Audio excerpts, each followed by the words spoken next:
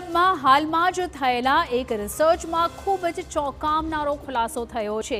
Research મુજબ ધાર્મિક યાત્રાવાળા વિસ્તારમાં તાપમાન દર વર્ષે 0.4 ડિગ્રી વધી રહ્યું છે।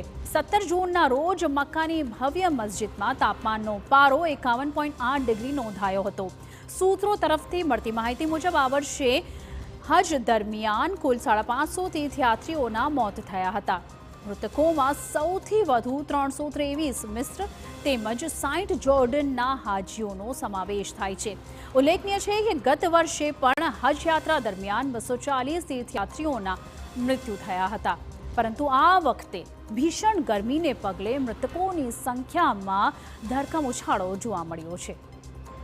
16 જૂને પ્રાપ્ત છેલ્લા આંકડાઓ અનુસાર ગરમીને લીધે 2000 જેટલા હાજીઓ સારવાર હેઠળ હતા।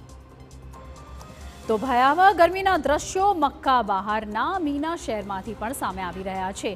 અહીં હાજીઓની સ્થિતિ ખૂબ જ ચિંતાજનક બની છે।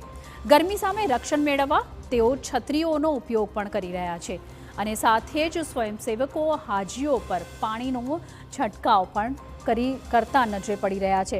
હાજીઓને સતત જરૂરી માત્રામાં પાણી પીવાની અને ભારે તડકા દરમિયાન આગળ ન વધવાની સલાહ અપાઈ રહી છે।